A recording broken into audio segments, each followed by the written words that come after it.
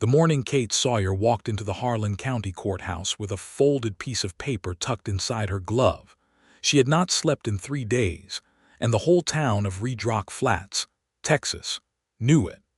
It was the autumn of 1882, and the land around Red Rock Flats had gone the color of rusted iron, all dry grass and cracked earth baking under a sun that had no business shining so hard so late in the year. The town itself sat at the edge of a wide flat basin where two cattle trails crossed, which meant it was always full of strangers and always short on justice. There was a general store, a livery stable, a telegraph office, a saloon that never technically closed, and a courthouse that doubled as a town hall and on Sunday mornings as a church, depending on who showed up first with a key. Kate had lived in Red Rock Flats for 6 years. She had arrived as a bride at 22, the wife of Thomas Sawyer, a cattleman who had come west from Missouri with enough ambition to fill 2 wagons and enough stubbornness to fill 3. Thomas had not been a cruel man, but he had been a proud one, and in the end it was that pride that got him killed. He had argued with Harlan Grice over a water rights deed on a hot July afternoon, and Harlan Grice had drawn a pistol and shot him twice in the chest in the middle of the street, while 4 men watched and said nothing useful afterward when the sheriff came around asking. The sheriff was Deputy Lyle Cord, who was Harlan Grice's second cousin. This was not a coincidence. Thomas had been dead for 8 months by the time Kate walked into that courthouse. In those 8 months, Lyle Cord had filed the death as an accident. The witnesses had been paid or persuaded into silence, and Harlan Grice had continued walking the streets of Red Rock Flats with his boots clean and his hat at a comfortable angle, as though nothing of any particular consequence had occurred. He had even come to Thomas Sawyer's grave once, Kate had heard, and stood there with his hat in his hands for a moment before riding off, which some people in town seemed to think was a gesture of some decency, but which Kate found so infuriating she had gone inside her house and sat in the dark kitchen for an hour before she trusted herself to speak again. She was 28 years old. She had a daughter named Ruth who was 4, 160 acres of land that was hers by deed, a small herd of cattle that was getting smaller because she could not afford the hands to manage it properly, and a piece of paper that she had paid the last of her savings to have drawn up by a lawyer in San Marcos, 3 days' ride away, who had listened to her story without interrupting and then told her very carefully that what she had was not enough to win a criminal case against Harlan Grice, but might be just enough to file a civil complaint and force a formal hearing. It was not justice, he had said, but it was a door. And a door, Kate had said quietly, is all I am asking for. So she had ridden back to Red Rock Flats, and she had put on the only dress she owned that still had all its buttons, and she had left Ruth with her neighbor Mabel Perkins, who was 70, and moved slowly but was steady as a fence post, and she had walked into the Harlan County Courthouse at 9 o'clock on a Tuesday morning in October with that piece of paper inside her glove and her jaw set like stone. The courthouse was already crowded when she arrived, which surprised her. Word had gotten out, of course. In a town the size of Red Rock Flats, word of anything got out before it was even fully a thing yet. The benches along the walls were filled with townspeople, some of them there out of genuine curiosity, and some of them there because Harlan Grice had his people everywhere, and he liked to see how a room shaped itself when he needed it to. Kate recognized several faces, and recognized the expressions on them as well, that particular look of sympathy that has no intention of doing anything. Judge Coltrane sat at the front of the room behind a wide oak table that he had hauled all the way from Memphis, Tennessee, when he came west in 1875, because he believed that a courtroom that looked like one would produce better outcomes than a courtroom that did not. He was 53 years old, bald in the middle and gray at the sides, and he had a reputation for being fair when fairness did not cost him anything inconvenient. He looked up when Kate came in and watched her cross the room to the petitioner's table with an expression that was difficult to read. Harlan Grice sat on the other side, beside his attorney, a man named Dobson who came up from Austin whenever Grice needed someone with paper credentials. Grice was 60 years old, broad in the shoulders, with a sun-darkened face and small eyes that missed nothing. He watched Kate sit down without any expression at all, which was the most frightening kind of expression a powerful man could wear. Kate set her folded paper on the table in front of her and smoothed it once with both hands. She looked at the judge. She said, in a voice that was perfectly steady because she had practiced it for 3 days, "Your Honor, I am here to file a formal civil complaint against Harlan Grice for the wrongful death of my husband, Thomas Elias Sawyer, on July the 14th of this year, in the public street of this town, witnessed by 4 men whose testimonies have not been properly recorded in any official proceeding." The room was quiet in the way a room is quiet before something breaks. Judge Coltrane looked at her. He looked at the paper, he looked at Dobson, he cleared his throat. He said, "Mrs. Sawyer, a formal complaint requires—" "I know what it requires," Kate said. "I have it, here." She slid the paper across the table toward him. "Drawn up by Elias Whitmore, attorney at law in San Marcos, all properly formatted and signed." Dobson leaned over and said something to Grice that no one else could hear. Grice's small eyes stayed on Kate. The judge picked up the paper. He read it. He set it down. He read it again. The room had gotten so quiet that the sound of a horse outside on the street seemed to come from very far away. There was a long silence. And then, from the very back row of the courthouse, where the benches pressed up against the unpainted wooden wall and the light came in thin and sideways through a high window, there was the sound of a single pair of hands beginning to clap. Kate turned her head, and so did everyone else in the room. The man in the back row was not someone any of them knew. He was sitting with his hat on his knee, a tall man in a worn leather coat the color of old saddle leather, with dark hair that needed cutting, and a jaw that had not seen a razor in several days.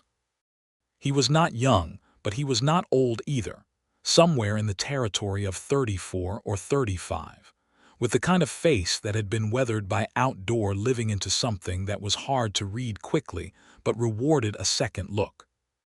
His hands were large and calloused, and he was clapping them together slowly, deliberately, with an expression on his face that was not mockery and was not surprise but was something that looked very much like recognition, like a man watching something he had been waiting to see for a long time. He did not stop. He kept clapping, steady as a heartbeat, and he was looking directly at Kate Sawyer with something in his dark eyes that was warm and fierce at the same time. The whole courthouse was staring at him. Judge Coltrane was staring at him. Harlan Grice's attorney was staring at him. Harlan Grice himself had turned fully around in his chair to look. Kate looked at the man for 3 full seconds. She did not know him. She had never seen him before in her life. And yet something about his expression, about those steady, deliberate hands, about the way he was looking at her not with pity but with a kind of absolute, uncomplicated respect, made her feel something she had not felt in 8 months. Something that was close to not being alone. She turned back to face the judge. Her chin came up half an inch. Judge Coltrane said somewhat weakly to the man in the back, "Sir, this is a court proceeding." "I know it," the man said. His voice was a low Texas drawl that rolled out unhurried like water finding a level. He stopped clapping. He rested his hat on his knee. "I apologize for the disruption, Your Honor. I was just expressing an opinion. I will sit quietly now if it pleases the court." Coltrane looked at him for another moment. Then he looked back at Kate's paper. He cleared his throat again. He said, "The complaint is received. We will schedule a formal hearing. Mrs. Sawyer, the court will send notice to your address." Grice's attorney was on his feet immediately, talking about procedure and jurisdiction and the inadequacy of the documentation, and Kate listened to him with her hands folded on the table and her face composed, and she answered everything he said with something from the paper, because she had memorized the paper, every word of it, on the 3-day ride home from San Marcos, and she was not going to be talked out of a hearing she had already been given. The session ended 20 minutes later, with the hearing scheduled for the following Friday. Kate folded her paper, tucked it back into her glove, stood up, and walked out of the courthouse into the blinding October sunlight. She was on the steps, taking a breath that was considerably more uneven than the one she had managed inside, when she heard the courthouse door open behind her. She thought it was Mabel's boy coming to tell her something, or perhaps one of the women from the Methodist church who had been kind to her since Thomas died. She turned and found herself looking at the man from the back row. Up close, he was taller than she had thought. The leather coat had a repair on the right shoulder stitched in slightly different colored thread, and the boots he wore were good quality but old, and he held his hat in his hand the same way he had held it inside, like a man who knew what courtesy was and practiced it even when he was uncertain of his reception. "Mrs. Sawyer," he said, "my name is Edgar Bailey. I'm sorry to stop you when you are likely wanting to be left alone." "What do you want, Mr. Bailey?" she said. Not unkindly, but directly. "I wanted to tell you that was the bravest thing I have seen in this county since I arrived, and I have been in this county about 6 weeks now, so I have a limited sample to judge from," he said. "But I do not think the sample matters much. That was brave." Kate looked at him. "Thank you," she said after a moment. "I also wanted to tell you," he said, "that 2 of those 4 witnesses who were standing on the street when your husband was shot are still in Red Rock Flats. One of them works at the livery. One of them drinks at the Long Horse Saloon most afternoons. I know this because I have been in Red Rock Flats for 6 weeks and I pay attention." Kate's expression changed. Something sharpened in her eyes. "How do you know what you're telling me is true?" "Because I was at the livery on a Tuesday 3 weeks ago, and the man who works there, a fellow named Anson, had too much whiskey at lunch and told me he saw a man shot in the street and did not say anything about it afterward because Cord told him he would lose his stable if he opened his mouth," Edgar said. "He was not confessing, exactly. He was just talking. Men talk when they drink, and I was there and I was quiet." Kate stared at him. "Why are you telling me this now?" "Because until this morning I did not know there was going to be a hearing," he said. "And without a hearing, the information was just a sad story with nowhere to go. Now it has somewhere to go." She looked at him for a long moment. The wind came through the street and lifted the edge of her skirt and pushed dust against the courthouse steps. A wagon rolled past on the street below them. "You are a stranger here," she said. "Yes. Why do you care about any of this?" He was quiet for a moment, turning his hat in his hands, looking out at the street. "I had a family member who was wronged in a court proceeding once," he said. "My father. He lost his land to a man who had money and influence and knew the judge, and there was no one in that courtroom who stood up and said, 'This is wrong, I will not pretend otherwise.' I was 17 years old and I sat in the back of that room and said nothing." He paused. "I have tried to be someone different since then. Sometimes I succeed."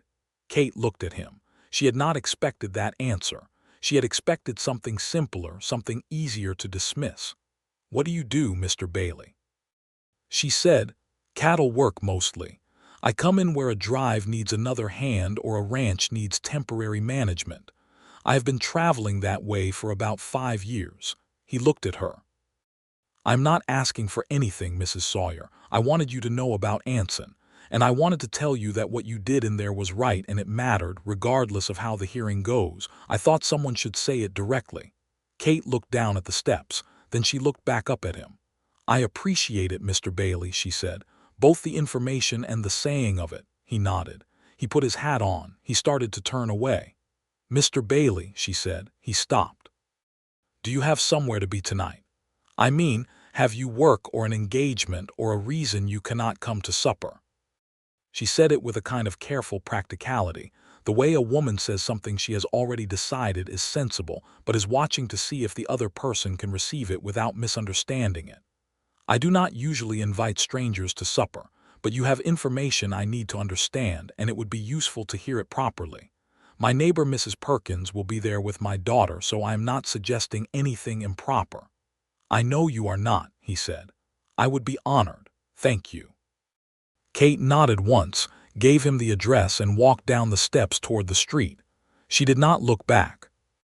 But the corner of her mouth moved, very slightly, in a direction that was almost a smile. Edgar Bailey watched her go. He put 2 fingers to the brim of his hat and then let his hand fall and stood there on the courthouse steps in the October light, feeling something he had not felt in a considerable time. Something warm and complicated that he did not yet have a name for but recognized. The way you recognize a landscape you have dreamed about before you have ever seen it. He had ridden into Redrock Flats in September on a gray horse named Chalk, carrying a bedroll and a single change of clothes, and a letter of introduction to a ranch foreman named Patterson who had hired him on for a season. The work was straightforward, managing a small cattle operation on the east edge of town, and he had been keeping to himself in the way he generally kept to himself, doing the work and sleeping and riding out when he had a day free to explore the country around Redrock Flats, which was wide and empty, and had a kind of severe beauty to it that he found easier to be around than people, most of the time. He had heard about Thomas Sawyer's death from Patterson, who told it as a matter of local history, a fact of the place and not a wound still open. He had heard the name Kate Sawyer the way you hear names in a town where you are new, without context or weight. And then that morning he had had a day free and had wandered into the courthouse, because he had seen the notice posted on the general store door and something in him, that same something that had been trying to make up for a 17-year-old boy's silence ever since, had said, "Go in and see what happens." He had not expected to be moved. He had expected to watch something small and bureaucratic unfold, and then ride back to the Patterson ranch and think about it later.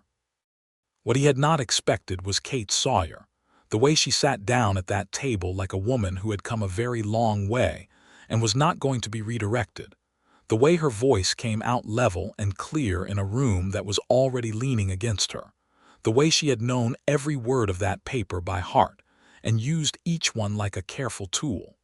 He had started clapping before he made any decision to do it. It had come out of him the way breathing comes out, the way a sound comes out of you when you see something true. He had kept doing it because stopping would have been a kind of lie. He went back to the Patterson ranch that afternoon and told Patterson he would need Friday off for a personal matter. Patterson, who was a taciturn man of few requirements, said that was fine and went back to looking at his ledger. Edgar spent the rest of the week doing his work and thinking about what he knew and what he could offer, and every evening he thought about supper. Supper that first night was a quiet thing. Mabel Perkins sat in the corner with her knitting and watched Edgar Bailey, the way a woman who has survived 7 decades watches a new man in a room where someone she cares for lives, with a careful and unblinking thoroughness that Edgar found entirely fair, and did not try to charm his way around. Ruth, who was 4 and had her mother's direct gaze, sat across from him and stared at him throughout the meal without saying much except to announce at one point that his hat, which he had hung on the peg by the door, was big. "It is," he agreed. "It keeps the sun off, which is why it needs to be large." Ruth considered this. "Does the sun hurt you?" "On a long day it will burn the back of your neck something fierce," he said. "Mama wears a bonnet," Ruth said. "That is a smart thing to do," he said, and glanced at Kate, who was at the stove and had her back to him but whose shoulders he thought moved with something that was close to laughing. The food was beans and cornbread and salted pork, and it was good, simple food, and he ate it with genuine appreciation and said so. They talked about Anson, the livery worker, and what Edgar knew and how he had come to know it, and Kate listened with the same focused attention she had brought to the courtroom, asking questions that were precise and useful. The other witness, the one who drank at the Long Horse Saloon, Edgar knew only by description, a heavy-set man with a red beard who came in most afternoons around 2 o'clock. Kate said she thought she knew who that was. His name was Purdy. He had been a freighter until the freighting dried up. "Do you have a lawyer for the hearing?" Edgar said. "The paper is from Whitmore in San Marcos," Kate said. "He cannot come up for the hearing. He said the distance was too far for the fee I could offer. I have been reading his notes and I intend to present the case myself." Edgar looked at her. "That is a difficult thing to do alone." "I know it is," she said, without any self-pity, just stating the fact the way you state whether. "I can come," he said. "I cannot practice law, I have no credentials, but I can be present. And if there is anything I can do to help you reach those witnesses before Friday, I would like to try." Kate looked at him across the table. The lamp between them made her face warm and gold and showed the tiredness around her eyes and the resolution underneath it. "Why?" she said, and she meant it as a real question this time, not a challenge. She genuinely wanted to know who this man was that kept offering things. "Because it is the right thing to do," he said. "And because I have not found many things in the last 5 years that felt like the right thing to do, and when I find one, I have learned to stay with it." Mabel Perkins' knitting needles clicked steadily in the corner. Ruth had fallen asleep in her chair and was listening gently sideways. Kate stood up and went to lift Ruth, and Edgar rose from his chair at the same moment and said, "Allow me." And Kate looked at him for a beat and then stepped back, and he picked Ruth up easily, the way a man picks up a sleeping child when he has done it before and knows how, with one arm under the knees and one behind the back. And Ruth settled against his shoulder without waking, and something in Kate's face, watching this, changed in a way she did not immediately recognize and then did slowly. Like light coming up rather than coming on. She showed him to the small room at the back where Ruth slept, and he laid the child down and stepped back, and they stood together in the doorway for a moment watching Ruth settle into her blanket, and neither of them said anything because there was nothing that needed saying. Edgar left shortly after, riding back to the Patterson ranch in the dark with the stars enormous above the flat country, and his mind very full, and the feeling in his chest warm and complicated and growing, the way a fire catches when the wood is dry. He came back on Thursday morning to help with the witnesses. They went to the livery first. Anson was a thin, nervous man of about 40 with a habit of not looking directly at anyone, and when he saw Kate Sawyer, he went the color of old dough and looked immediately for a way to be somewhere else. Edgar stepped in front of him, not aggressively, just solidly, with the ease of a man who had managed cattle and knew how to be a presence without being a threat. "Anson," he said, "you remember me from a few weeks back." Anson looked at him. "I do not want any trouble," he said. "Nobody is asking for trouble," Edgar said. "Mrs. Sawyer here has a hearing tomorrow. She needs a witness. You were there on July 14th on the street outside the dry goods store. You saw what happened." "I did not see anything useful," Anson said, his voice thin as wire. "You told me what you saw," Edgar said. "I was talking too much," Anson said. "I was drinking too much. I should not have said any of that." Kate spoke then, and her voice was quiet, but it carried in the cool interior of the stable with perfect clarity. "Mr. Anson," she said, "my husband is in the ground 8 months, and the man who put him there is walking this town as though no one is watching. I have a little girl who is 4 years old, and she asks me sometimes where her father went, and I tell her he is with God, which is the kindest answer I have for her. I am not asking you to do anything that puts you in danger. I am asking you to tell the truth in a courtroom to a judge, that is all." Anson looked at her. He looked at his feet. He looked at the horse in the nearest stall. He was quiet for a long time. "Cord will come after me," he said finally. It was less an objection than a statement of fear. "If you testify at a formal hearing," Edgar said, "and your testimony is on the official record, Cord cannot touch you without it becoming a far larger problem for him and for Grice than a single witness. That is how it works. Once it is in the record, silence does not serve them anymore." Anson picked up a piece of straw and broke it in his fingers. He did this twice. He said, "What time is the hearing?" Kate and Edgar looked at each other, just for a moment. And in that moment something passed between them that was warmer than strategy, a small private shared acknowledgement of something going right in the middle of a great deal that had gone wrong. 9 o'clock, Kate said, "at the courthouse." Anson nodded, not looking at either of them. "I will be there," he said. "Do not thank me. I do not want to be thanked. I just want to go to sleep at night." They found Purdy at the Long Horse Saloon at 2 in the afternoon, sitting at the far end of the bar with a glass of whiskey and the expression of a man who has been avoiding something for 8 months and is not surprised when it finally walks through the door. He looked at Kate for a long moment when she came in, Edgar a half step behind her, and then he looked down into his glass. "I figured you would come eventually," Purdy said. "Then you have been thinking about it," Kate said. "Every day since it happened," he said. "Every single day." He was a big man with a red beard going gray at the edges, and he had the look of someone who had once been strong and confident and had had something taken out of him. He came to the courthouse the next morning with his hat in his hands and his red beard combed, which Kate noticed and thought was a gesture of seriousness that deserved respecting. The hearing on Friday was nothing like the quiet bureaucratic appointment it was supposed to be.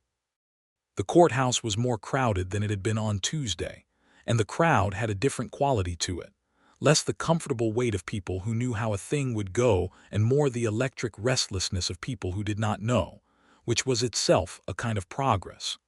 Harlan Grice was there with Dobson and 2 additional men who sat behind him like ballast.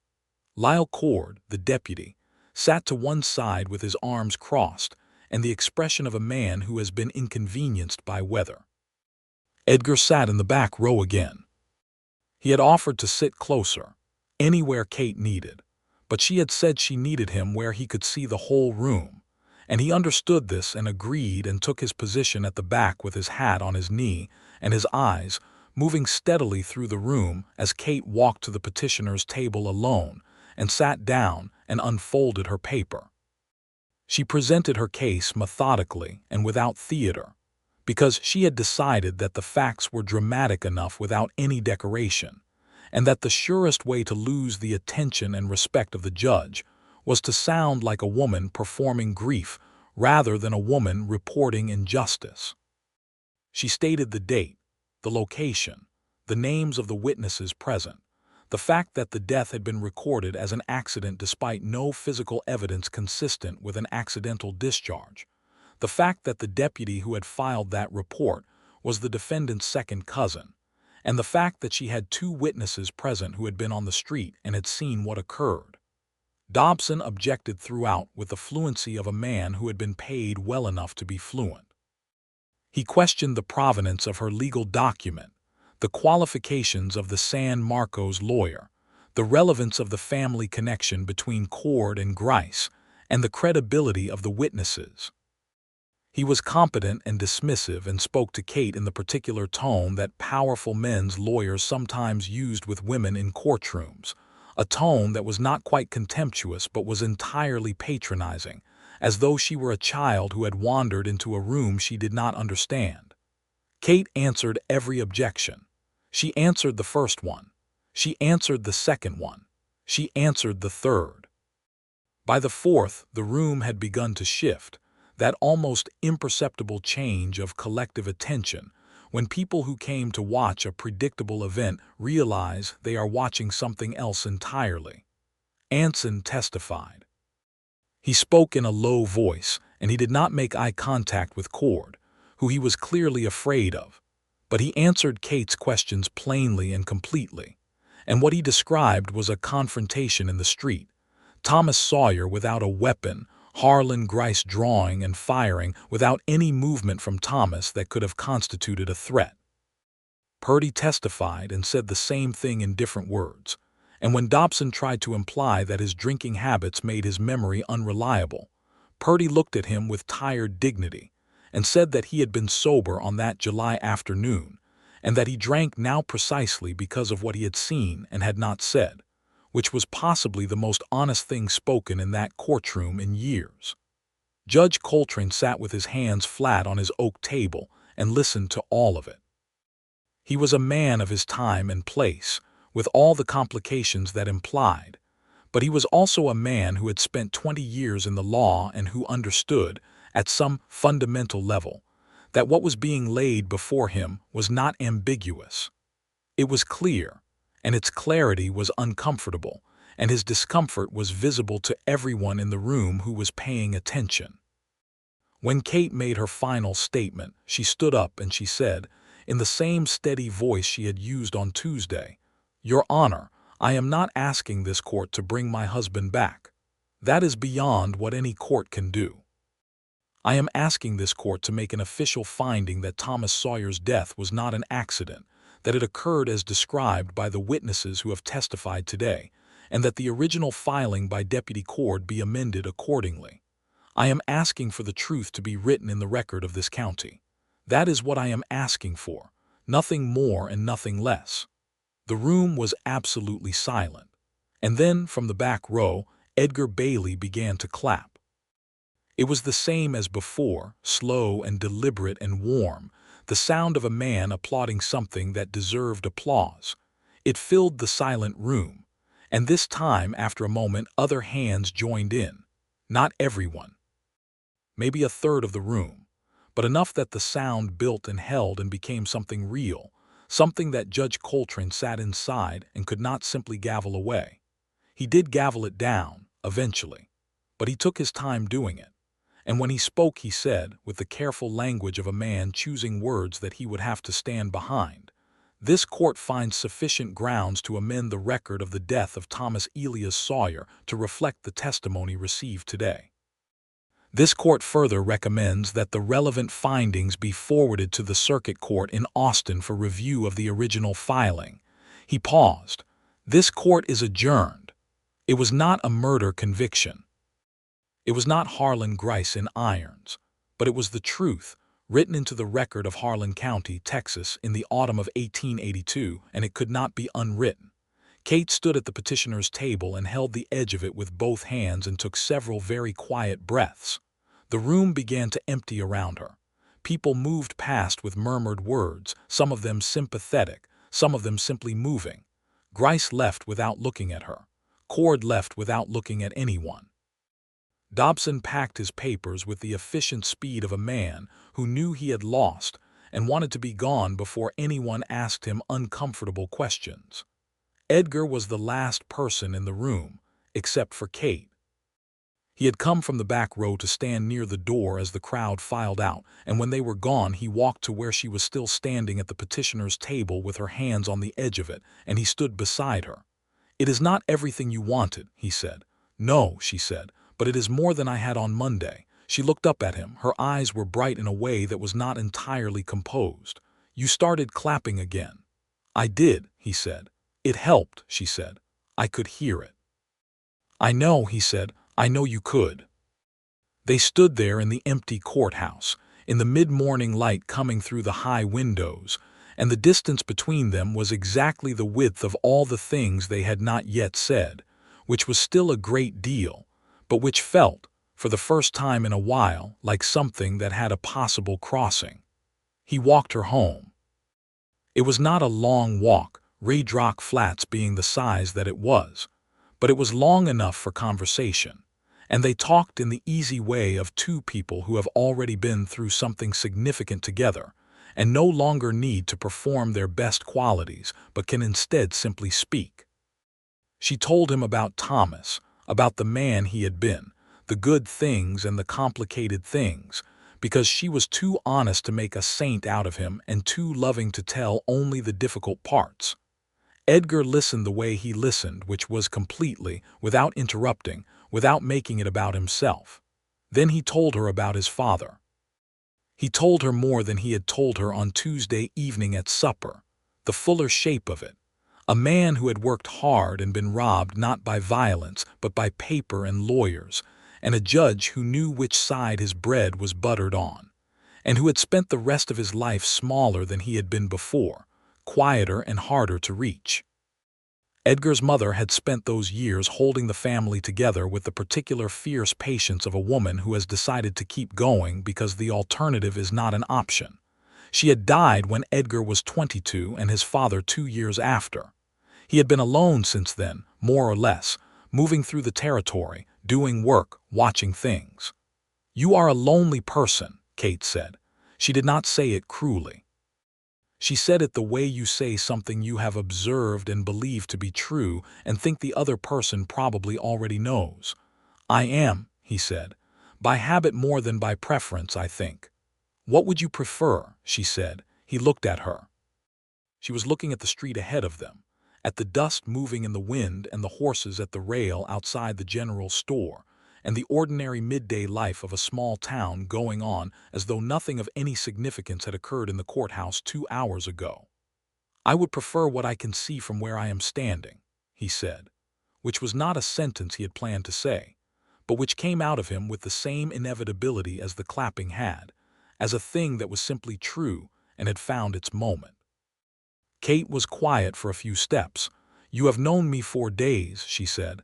"Yes," he said. "You might find in 4 more that I am difficult to know." "I expect I will find that," he said. "I hope too." She looked at him then, and she was smiling, genuinely smiling, the full kind that she had been holding back for 8 months and probably for some time before that.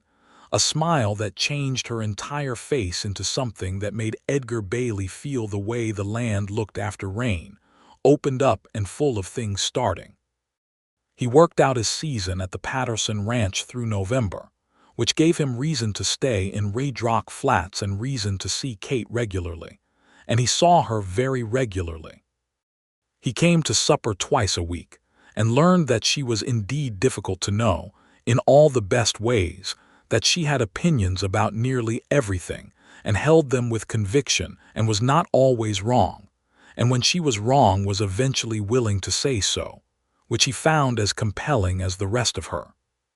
She read more than anyone he had ever met, ordering books from the catalog when she could afford them, reading them in the evenings by lamplight after Ruth went to bed, and she could talk about what she read with a precision that challenged him in a way he enjoyed. He taught Ruth to play checkers, which Ruth took to with an intensity of focus that was entirely her mother's, and which she deployed to defeat Edgar on 3 consecutive occasions in December, which he was genuinely not expecting, and which delighted him without qualification. In November, the Circuit Court in Austin sent a letter. The findings from the Harlan County hearing had been reviewed. A formal inquiry into the original filing by Deputy Cord was opened. The process would take time, the letter said, which was the honest thing to say about processes. But it was moving. Kate read the letter 3 times. She folded it and put it with the others, in the wooden box on the shelf above the fireplace where she kept the important papers. Harlan Grice came to see her in December. She had not expected this. He came in the middle of the afternoon, rode up to her fence on a bay horse, and sat there until she came out onto the porch. Edgar was not there that day. He was at the ranch, and Kate stood on her porch alone and looked at the man who had killed her husband and felt the cold air on her face and breathed it in and out. Grice looked older than he had in the courtroom.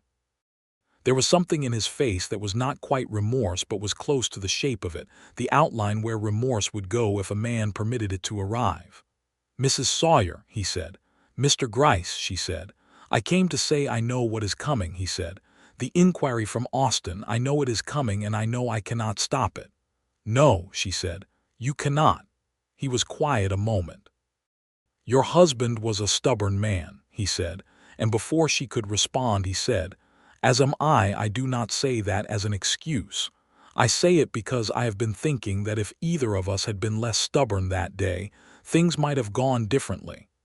"He was not the one who drew a gun," Kate said. "No," Grice said, "he was not." He looked at his hands on the pommel. "I did a wrong thing, Mrs. Sawyer. I have known it every day since. I am not here to ask you to forgive it. I am here because I thought someone should say it directly to your face and not in a courtroom." He looked at her. "I am sorry for your loss." Kate stood on the porch with her hands at her sides, and she looked at this man for a long time, this man who was old and weathered and had done something that could not be undone. And she felt the full weight of what she had been carrying for 8 months, and she said, "Get off my property, Mr. Grice," which was not forgiveness and was not rage but was the only honest answer she had. He nodded once, touched his hat and rode away. She watched him go until he was a small shape on the flat road and then gone, and then she went inside and sat in the kitchen for a while and let herself feel the full complexity of it, the grief and the anger and the strange bleak satisfaction of having made someone name a wrong thing, and the knowledge that none of it brought Thomas back, and Ruth would still ask about her father, and she would still say he was with God. She was still sitting there when she heard boots on the porch, and the knock on the door that she knew by now was Edgar's. She called for him to come in. He came into the kitchen and took one look at her face and sat down across from her without asking questions. After a while she told him about Grice's visit. He listened all the way through. He did not say what she should feel or what it meant. He just sat there in the chair across from her and was present with her in the complicated moment, which was, she had come to understand in the weeks of knowing him, one of the things he was best at. "Are you all right?" he said when she had finished. "I think I will be," she said. "Not tonight, perhaps, but in general." He reached across the table and put his hand over hers. It was the first time he had touched her, really touched her, and she looked down at his hand covering hers and then up at his face. And he was watching her with those dark eyes that had always been warm and were now something more than that. Something that held the whole accumulated weight of the past weeks. All the suppers and the walks and the checkers games and the conversations and the night at the courthouse and all the things they had not yet said but both knew were there. "I would like to stay in Redrock Flats," he said, "permanently, or something closer to permanently than I have managed in the last 5 years. Kate looked at him. "Why are you telling me that?" She said, although she knew. "Because I would like you to know it," he said, "and because I would like to know if that information is welcome to you." She turned her hand over under his so that their palms were together, and she held his hand and she said, "It is welcome to me, Edgar." He exhaled. It was the smallest sound, barely audible, but it carried the weight of a man who has been holding something for a long time and has just set it down. "Good," he said. "That is good." Patterson extended Edgar's employment through the winter, and in January, Edgar wrote to a ranching outfit in Abilene that he had done business with before and asked about the possibility of permanent foreman work nearer to Redrock Flats. They wrote back with interest. There were smaller operations east of town looking for experienced hands with management capacity. The land in that part of Texas was still being settled and organized, and a man who knew cattle and could manage a spread had options. He and Kate did not rush toward each other. There was too much history in both of them, too much care, and Kate was not a woman who did anything without knowing what she was doing. But they moved closer in the steady way of things that are going in a definite direction, not hurrying but not pausing either. He took her to the Methodist Christmas social in December and sat beside her on the hard wooden bench while the choir sang and Ruth fell asleep against his arm, and Mabel Perkins watched from 2 rows back with her sharp old eyes and whatever was the opposite of disapproval, which was something closer to quiet satisfaction. In January, he kissed her for the first time, on her porch on a cold night with stars so thick above the flat country that the sky seemed to be pressing down toward the earth.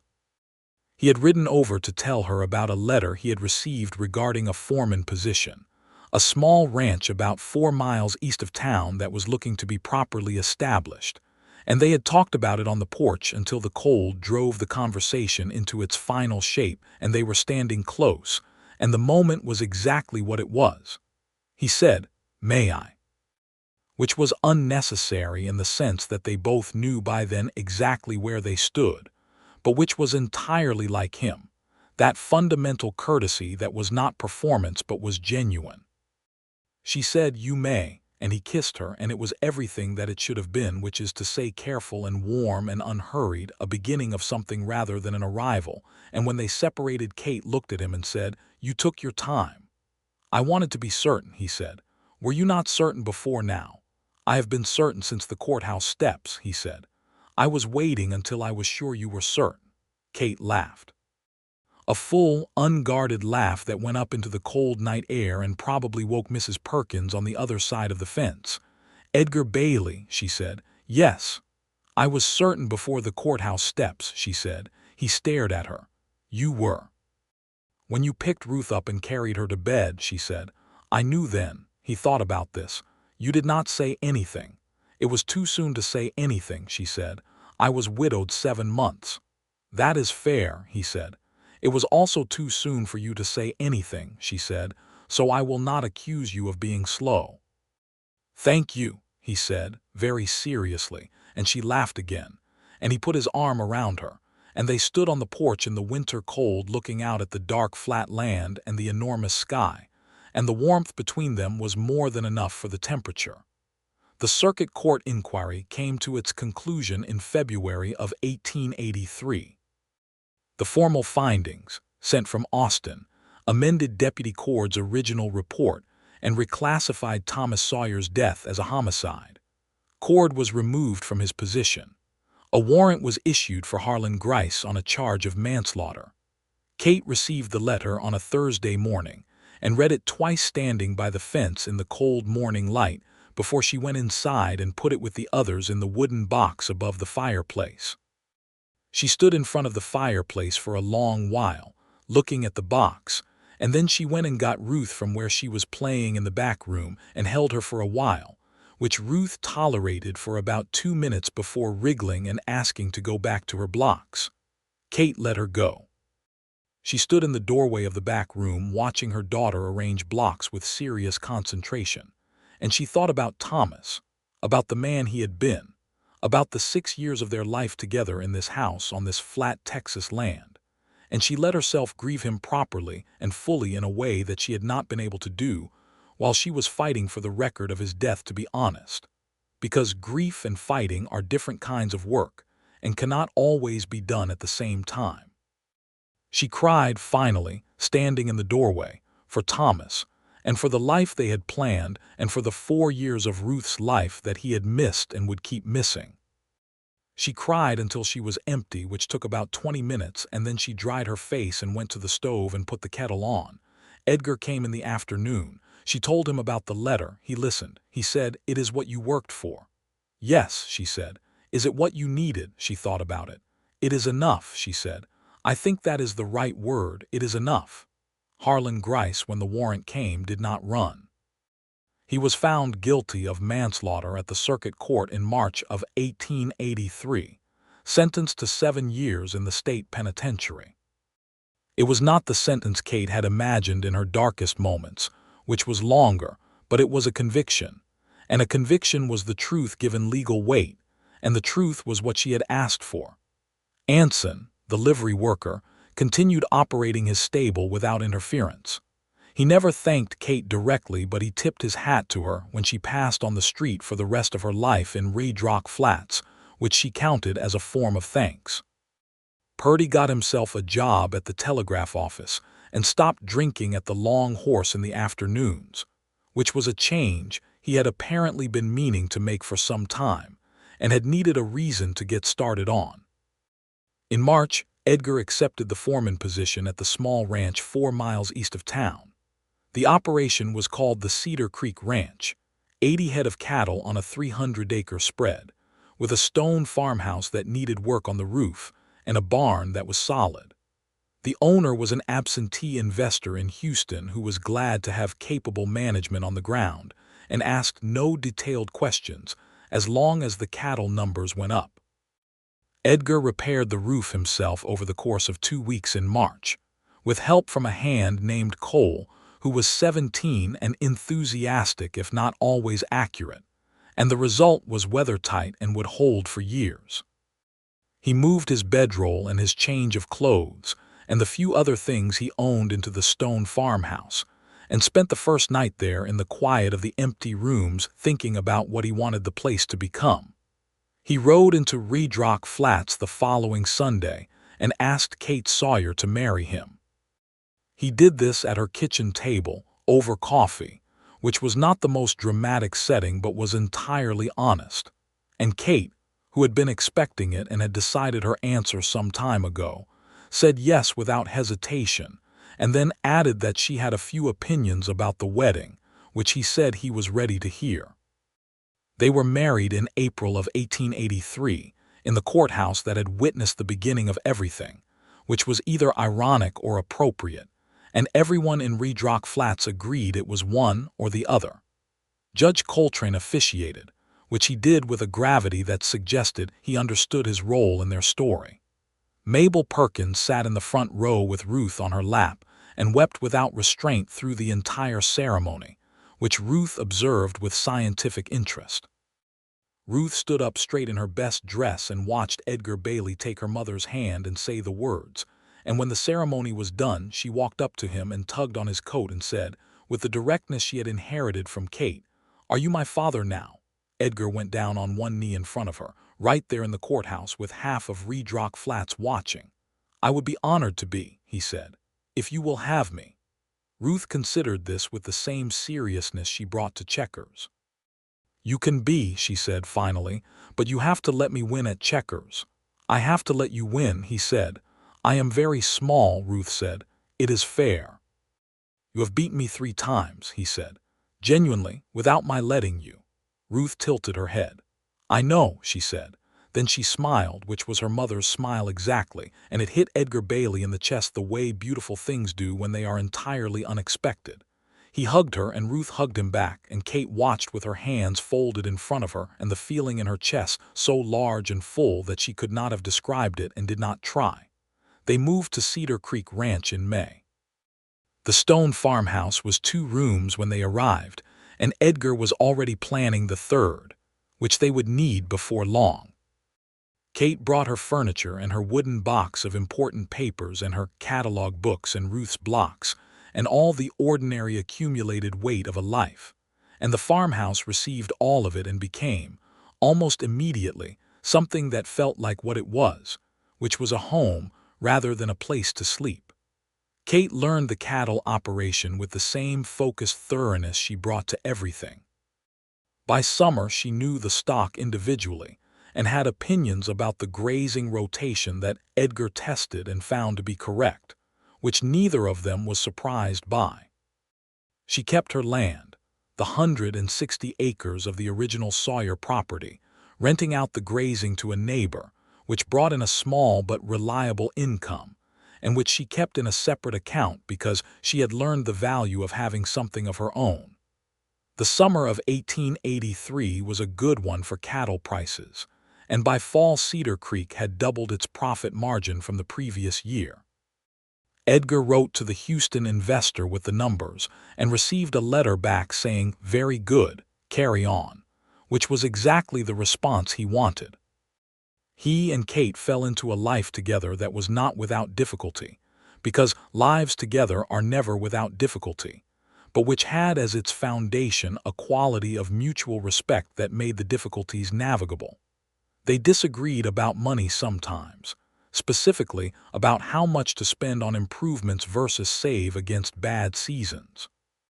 They disagreed about Ruth's education, Kate believing firmly that Ruth should read everything available and Edgar agreeing in principle, but occasionally questioning whether some of the content of the available literature was appropriate for a 5-year-old.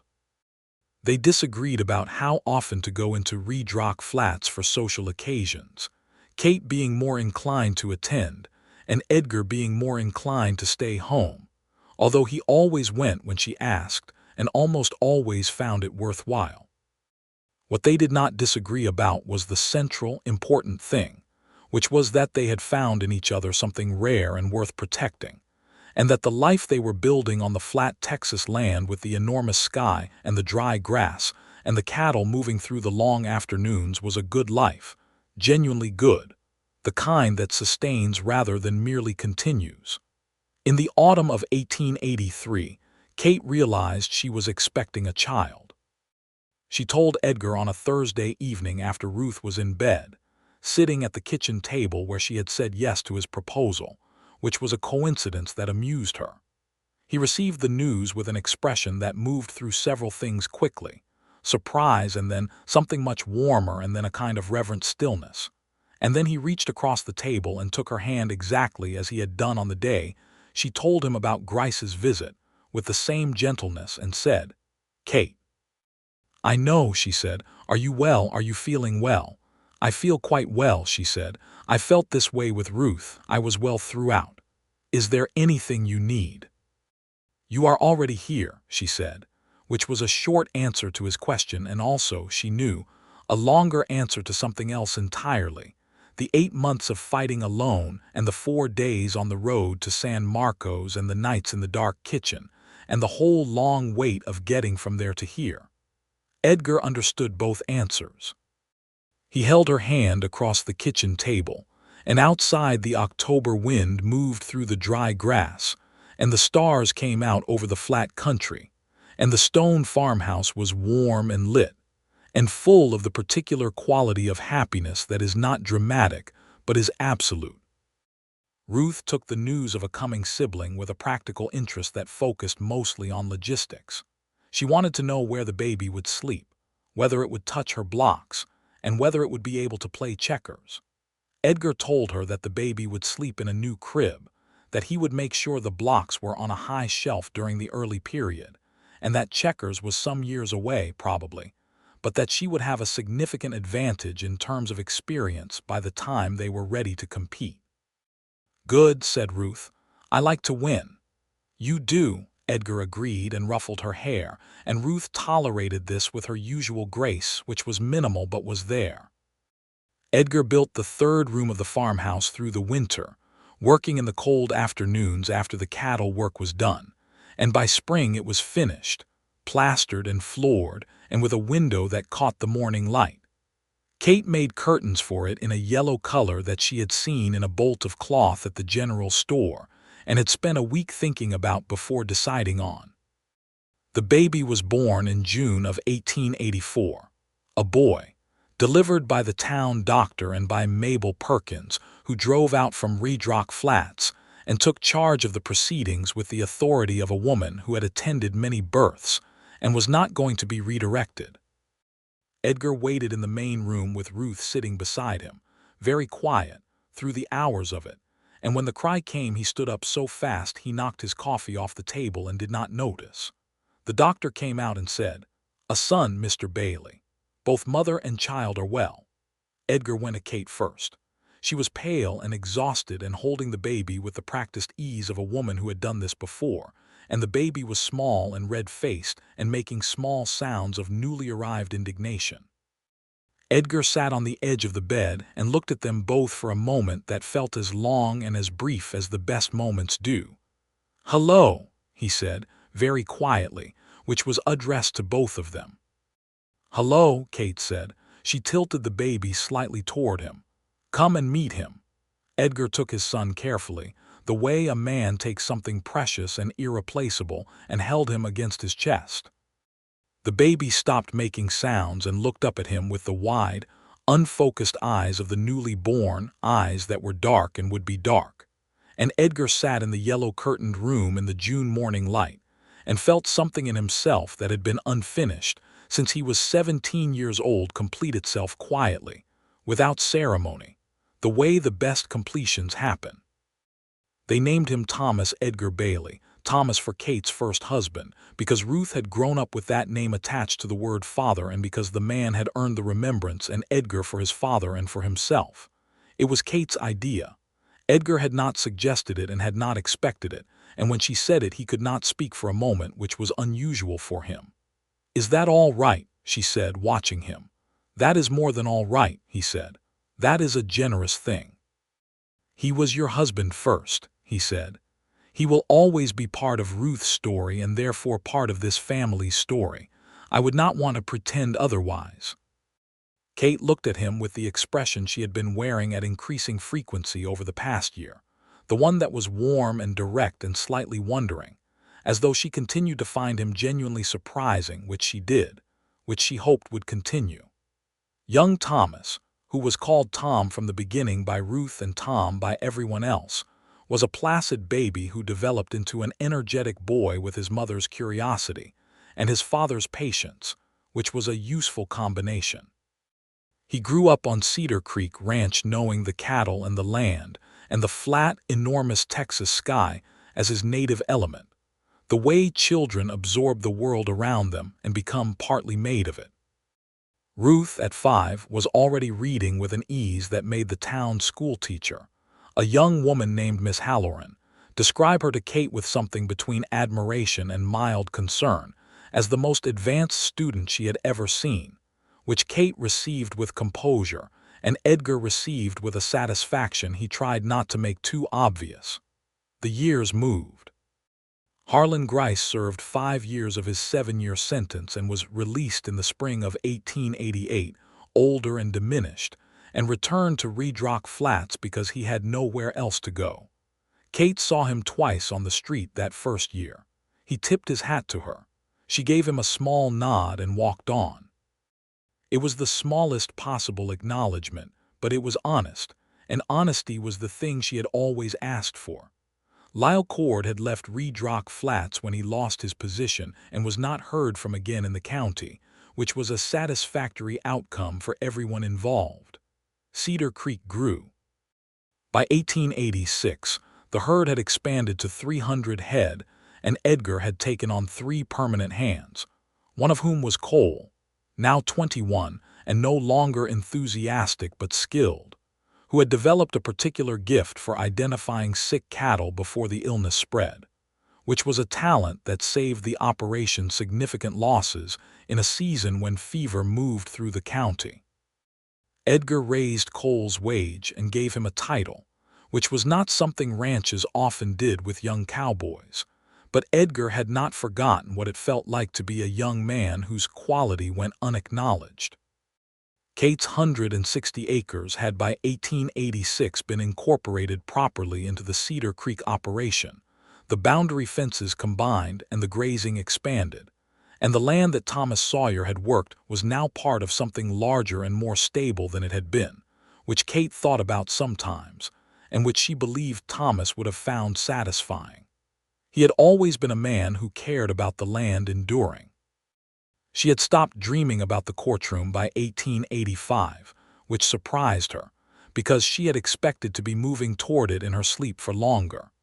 But the dreams had found a different quality, simpler and warmer, the ordinary dreams of a woman who has settled into the life she is in rather than the life she is fighting toward. She wrote to Elias Whitmore in San Marcos every Christmas, a brief note with an update on how things had progressed, because she thought he deserved to know that the door he had drawn up the paper to open had led somewhere real. He wrote back always. He said in the Christmas letter of 1885 that her case had been useful in his legal education in ways he had not expected, that the simplicity and clarity with which she had presented her argument, without credentials or support, had changed something in the way he thought about how justice could be pursued. Kate read this letter 3 times and then showed it to Edgar and then folded it into the wooden box with the others. The box had gotten full by 1886. She bought a second one. In the summer of 1887, Kate discovered she was expecting a second child. She was 33 years old and she felt well, the same way she had felt with both Tom and with Ruth, the steady, solid well of a woman whose body knows this work. Edgar received the news with the same expression he had had when she told him about Tom, the quick movement through surprise and warmth and stillness, and he kissed her in the kitchen in the afternoon light, and Ruth, who was now 9 and had strong opinions about public displays of affection, walked through the kitchen at exactly the wrong moment, said, "Oh, for goodness sake," with a world weariness that was absolutely not appropriate for a 9-year-old, and walked back out again, which made both Kate and Edgar laugh until they had to sit down. The second child was a girl, born in February of 1888, during a cold snap that sent ice along the creek beds and made the cattle hunker against the windbreaks. They named her Louise, which had been Edgar's mother's name, and Kate had suggested this before he did, which was the same way it had gone with Thomas Edgar. Edgar had not asked how she kept knowing what he needed most before he knew it himself. He had simply accepted that she did, as one accepts a natural phenomenon that defies precise explanation. Louise arrived into a household that was accustomed to itself, and was therefore able to receive a new member without significant disruption, a luxury that young Tom had not had, having arrived into a household that was still in the process of becoming. Ruth, now 9, took Louise with a seriousness that was both touching and slightly intimidating, carrying her carefully and reading to her with an expression of absolute concentration, as though the baby's literary development was Ruth's personal responsibility. Tom, who was 3, was interested in Louise for approximately 4 days before concluding that she did not do much that was interesting and turning his attention back to the barn kittens, which were faster moving and more responsive. Edgar observed this and told Kate that Tom had his priorities and they were clear, and Kate agreed that this was an accurate assessment. By 1890, Cedar Creek Ranch had grown into one of the more productive small operations in Harlan County. The cattle numbers were solid, the land was well managed, and the hands Edgar employed were loyal in the way men are loyal to an employer who treats them with consistency and fairness. The stone farmhouse had become a house of real substance, with 4 rooms now and a proper front porch where Kate sat in the evenings when the work was done, reading or watching the flat land go gold in the setting sun. Ruth was 12 and reading everything in the county that could be read, and had written a letter to Miss Halloran at the schoolhouse asking for more advanced assignments, which Miss Halloran had received with the combination of admiration and mild panic that Ruth tended to inspire in her teachers. Kate had already begun thinking about what Ruth's education beyond the local school might look like, and had written to the Women's College in Waco for information, which had arrived in a very proper envelope, and which she and Edgar had read together on the porch and discussed at length. Tom was 6 and had learned to ride with the easy comfort of a boy who has been put on a horse almost since he could walk, and he spent his days moving through the ranch with the companionable confidence of someone entirely at home in his world. He was not a quiet child. He narrated his observations continuously, but the narration was never empty. It was always noticing something, the color of the sky before rain, or the way the cattle bunched when the wind changed, or the fact that the 3rd post on the south fence was leaning and probably needed attention.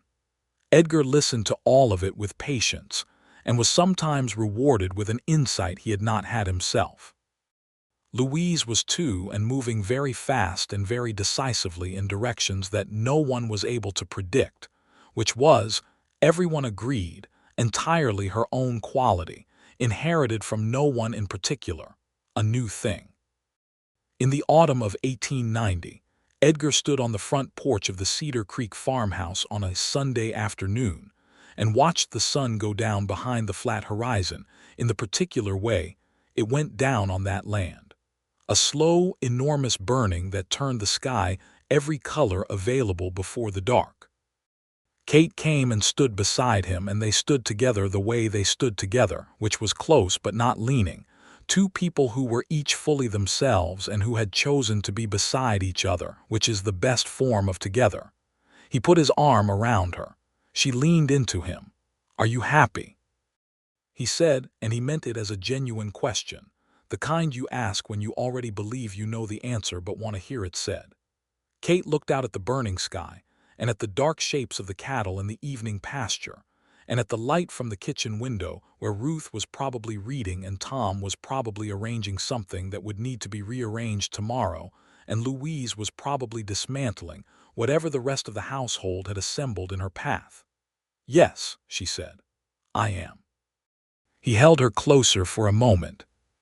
The wind came through the dry grass and the sky went deeper and the first stars appeared, one and then several and then the enormous number that the flat Texas sky produced, that thick field of light that had no beginning and no end but made you feel, if you stood under it long enough, both very small and very included. "I think about that day sometimes," he said. "The courthouse." "So do I," she said. "I did not know what I was starting," he said. "I started clapping and I did not know." Kate looked up at him. "What were you thinking when you started?" He thought about it. "I was thinking that someone in that room should say without any ambiguity that what you were doing was right," he said. "That it was the right and brave thing and it deserved to be said out loud. That was all I was thinking." "It was enough," she said. "That was exactly enough." The stars thickened above them. Somewhere in the house, Ruth called out the answer to a question that someone, probably Tom, had asked her, with the patient authority of a 12-year-old who has decided that knowing things is a serious vocation. Louise's voice came through the window, high and definite, announcing something important to no one in particular. Tom answered her in the tone he had developed for Louise, patient and slightly wondering, the same tone, Kate thought, that Edgar used for everything he truly cared about. The last of the sun pulled below the horizon, and the sky turned a deep blue that would go black in minutes, and the first coyote called somewhere out on the flat dark land, the long falling note of it, and the land answered with its silence, the way it always did. Kate reached up and covered Edgar's hand where it rested on her shoulder. His hand turned and held hers, warm and calloused and certain. "It is a good life, Edgar," she said.